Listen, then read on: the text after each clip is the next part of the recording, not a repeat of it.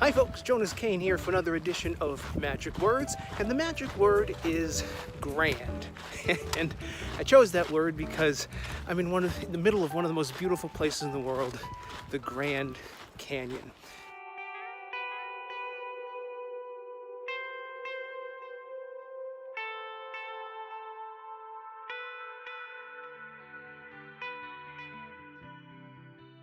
This was my first visit to the Grand Canyon, and whenever I'm preparing for a new experience, I try to remind myself that it's not what I think it's going to be.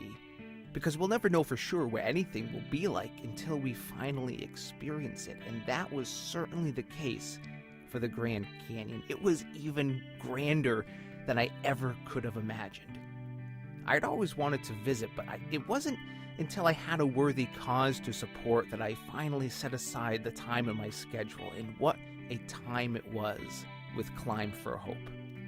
I hiked over 50 miles, rim to rim to rim, there and back again, and not only did the canyon's beauty exceed my expectations, but the difficulty of the hike did too. It took us over 14 hours to hike from the south rim to the north rim, and when we finally made it to camp, we were all physically, mentally, and emotionally exhausted. I had severe leg cramps that I couldn't even bend my legs to take my hiking shoes off. I literally had to ask someone to help me take off my shoes. I felt so helpless, and I was nervous about going back into the canyon the next day to hike back. I wasn't convinced I was going to be able to do it because I couldn't move without experiencing excruciating pain. But somehow the next morning, we all summoned the strength to get back out there and tackle it again.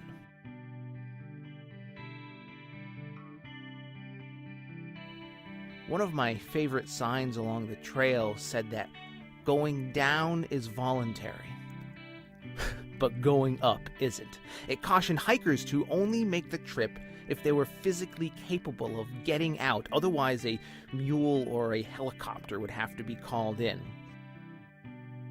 Thankfully, the most danger any of us were in was from the rogue squirrels who loved nothing more than to chew holes into people's backpacks to scavenger for food. I had no idea there were so many squirrels living in the canyon. Actually, there was one other danger. The trails were often quite narrow, and on our uphill hikes, we'd have to often step to the side of the trail to let others pass. But the only place to step aside to is the edge of the trail with sheer drop-offs. I remember thinking several times that I should probably be scared, but I was just too exhausted to care.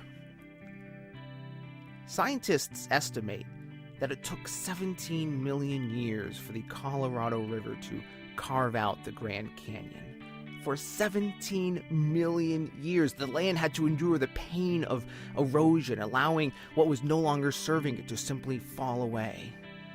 And for a total of 27 hours, I got to endure the pain of exhaustion, hiking there and back again, a total elevation gain of over 20,000 feet.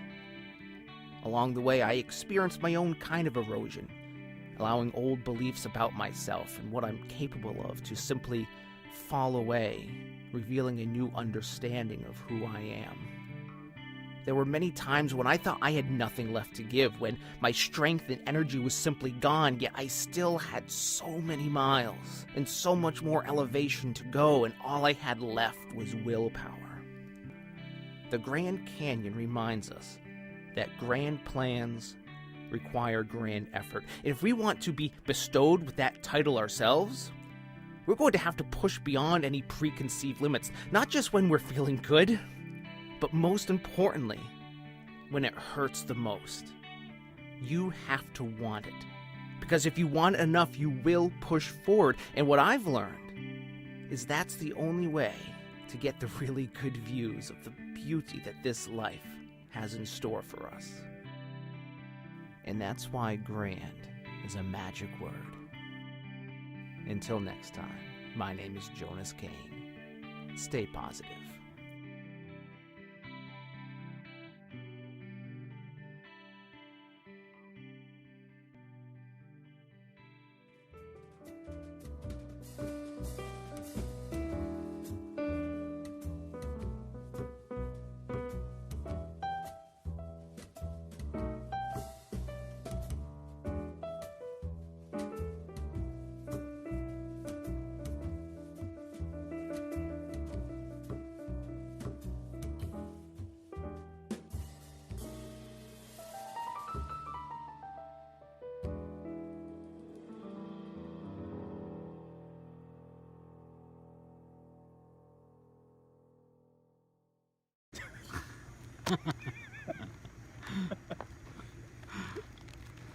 Jonas and the squirrel about to go down.